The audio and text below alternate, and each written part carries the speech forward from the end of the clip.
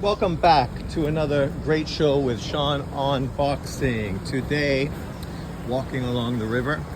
Finally got out. The rain has stopped, so I can come out and sweat my ass off for you. So today we're talking about the heavyweight division. Obviously, things that we already know are happening, and some speculation about what we would like to have happen, and some rumors that we have heard rumbling around the heavyweight divisions. So let's get to it. Obviously, on the schedule, we have what is a really great fight, and a fight that I don't know if it's getting as much attention as I think it should, because in reality, this is a really great matchup. And truthfully, anybody could win. Anybody. You have Daniel Dubois, who I guess is now considered the IBF world champion, matching up against ex-unified champion Anthony AJ in what is a fantastic matchup of domestic level UK fighters. But you know, the funny thing is the UK is dominating heavyweight boxing, and it ain't even fucking close. I always hear this narrative that the reason America doesn't have more great heavyweights is because all their great heavyweights go into other sports like the NFL and the NBA. And I think this only comes from people that are delusional and don't really understand the world around them. Because you could say the exact same thing about the UK as well. Most people in the UK love rugby more than they love fucking boxing. And you could say that tons of the best big guys in the UK obviously transition to rugby, right? Just like the NFL. Rugby is huge. Obviously, if you're American, you don't realize that. But as a Canadian living abroad who works with South Africans, English people, Australians, and Kiwis, you do realize rugby is huge. These guys are just as mental for rugby as Americans are for the NFL and college football. So let's get to it. I just wanted to break down that barrier because, you know, the UK is doing a great job developing and building big heavyweight fighters. And it's a testament. You know, you can't make excuses or be critical. The point is they're doing it consistently, and it's unbelievable. As a boxing fan, I can't imagine that they're pulling guys out of their pockets left and right. And now we have this matchup between Dubois and Anthony Joshua, which is a great fight, truly. These two guys both in their prime, both hard punchers, both with quite a bit of technical ability, both athletic big men. You know, it's a great matchup. I was watching a UK talk show on YouTube. I can't remember the guy's name, but anybody that watches English Premier League football and stuff like that knows him. He's quite a belligerent UK sort of sports commentator that has very strong feelings. Ade Aladipo, our YouTube brethren, was on it as well. And they were talking about, of course, Dubois and AJ's current form and heart. And you know, some of the questions towards AJ were questioning his heart and is he the fighter that he once was? And of course we have the same situation with regards to Daniel Dubois, who also has been seen as a quitter in a few occasions, obviously against Usyk and Joyce.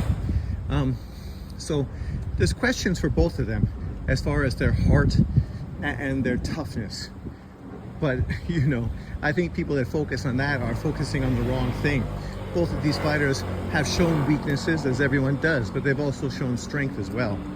The one thing that was pointed out was that Daniel Dubois' current form, you have to rate above Anthony Joshua. He's just been in it with far more legitimate opponents. Guys like, what's his face, Hrgovic, right? Who is a legitimate top 10 heavyweight. Whereas for AJ, he's been in with MMA fighter, a few lower tier heavyweights, nobody at that Hrgovic level. So it'll be interesting to see what he does now that he's stepping in to face a real legitimate heavyweight and a guy coming to really make a statement and make a name for himself. If Daniel Dubois beat AJ, that would be his stardom right there. His 15-minute of fame would be secured. The big money would start rolling in. He would be on top of the world. So you can understand there's a lot on the line for him. For AJ, similarly, right? He's trying to become a 3-time heavyweight champion. He's trying to put himself right in prime position to get that Tyson Fury fight. Obviously a fight that UK fans and just boxing fans have been pushing for a long time. And it's a great matchup, that fight as well. I mean, when you think about in the future and project about what you'd like to see next, obviously a Fury AJ fight is fantastic. You know, we already lost the AJ Wilder fight. We would be very unfortunate to once again miss out on a great potential fight like this. So hopefully everything works out in the boxing fans' favor. Then of course you do have the Usyk Fury fight, and since I just brought Usyk up and Fury, we might as well sort of look at that for a minute and think about that potential rematch. Obviously another huge heavyweight fight happening this year.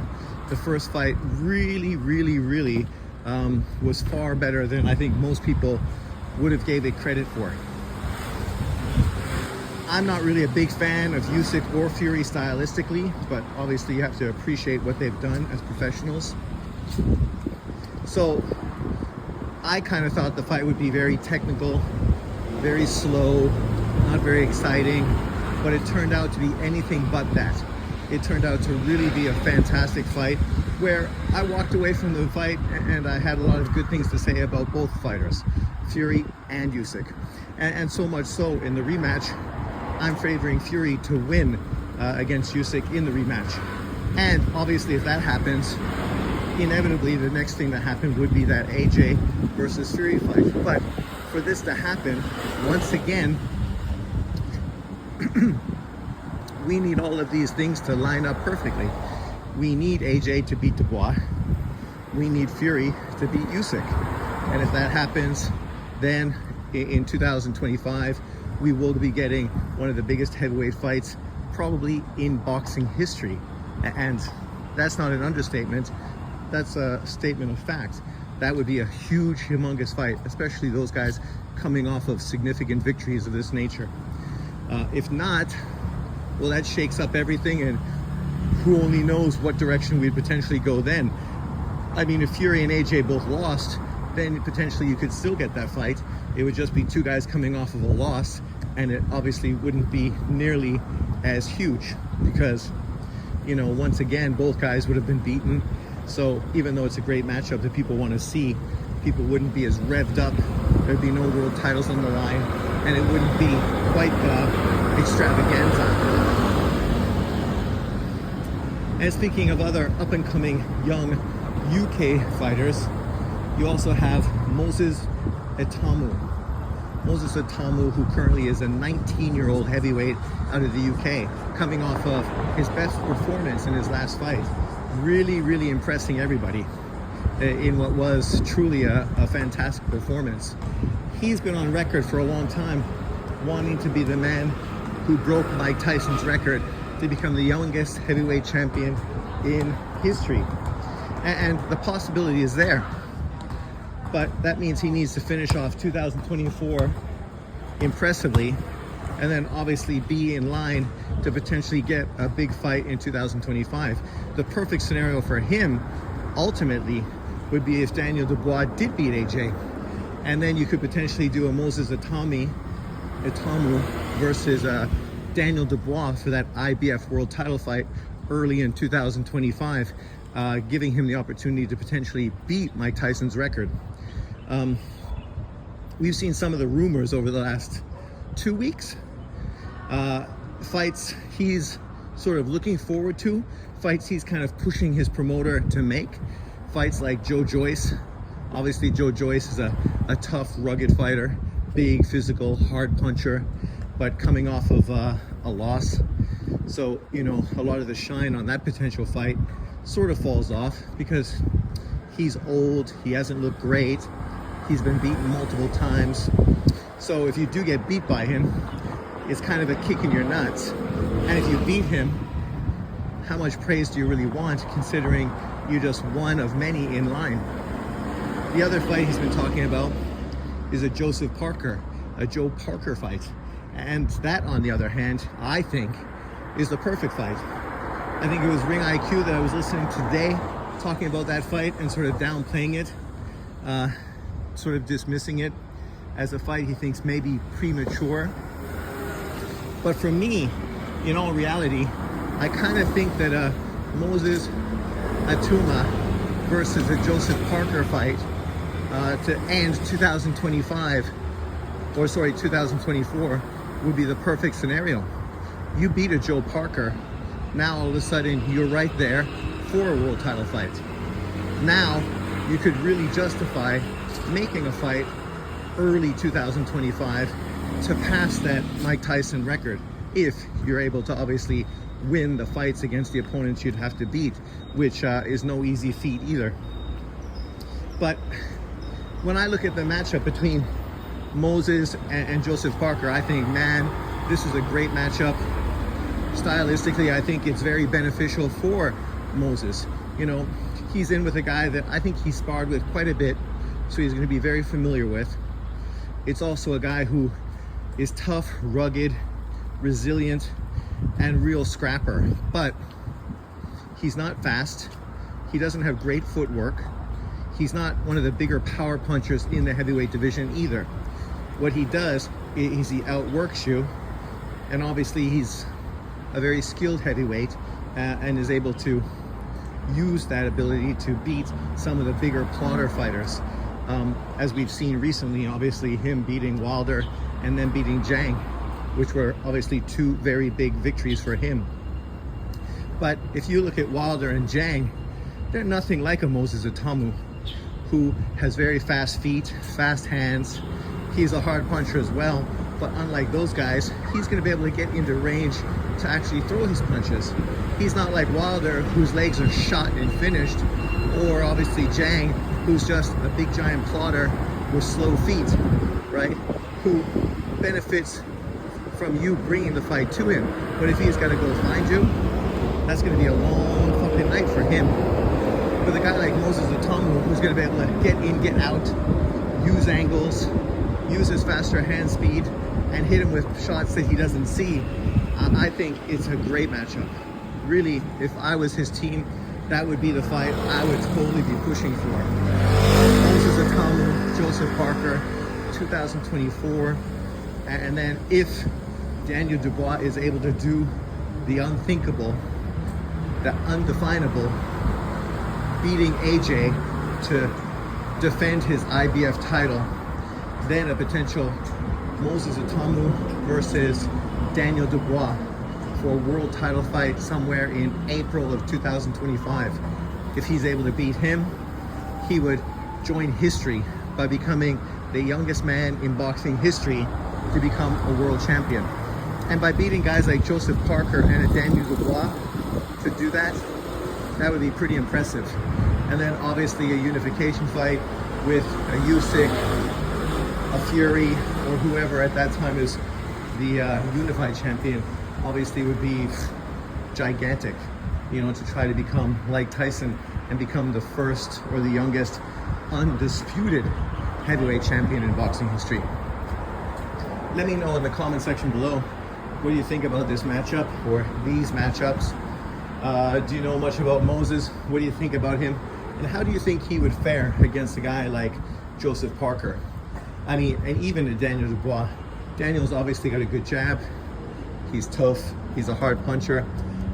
But in saying that, he's also quite a bit of a plotter with slow feet and slow hands. And I don't know how much success he would have against a guy like Moses. And obviously, Moses is very young, 19 years old. So people may say, you're being premature, you're pushing the kid too early, but this is what he wants to do. These are the accomplishments he wants, right? We heard Tank Davis's team making excuses about not having Tank Davis fight guys like Lomachenko, even though he was 21, 22, 23 years of age. Moses at 19 wants to break Mike Tyson's record. He wants to be 20, years old and less months than Mike Tyson was. And to do that, you gotta fucking step up. You gotta take on tough opponents, and you gotta put your money where your mouth is. And as a boxing fan, I have no problem with that. And if in the process he got beat, I also wouldn't hate on him, say that he was a fucking hype job, or downplay or discredit him, because you gotta appreciate a guy who's trying to do great things in the sport. And that's all he's trying to do. We just saw the Olympics obviously happen this month, and we saw tons of athletes that are 19 years of age and younger who won gold medals as the best in the world in their events. So when people try to use this age excuse, that's really what it is. It's an excuse. Because if you're great, then it's not an issue. When Benitez became a world champion at 16 years of age, I think it was 16, you know, nobody was saying, oh, you know, he shouldn't be fighting for a world title. He's only 16 years old, right? You just had, of course, the great Spanish player from Barcelona lead his team to the European Championships. And he, just turned 17 in the tournament. So, you know, age is just a number. But let me know what you think about these matchups moving in the future. And what do you think about the UK boxing scene? It's fantastic. Catch you next time. Peace out.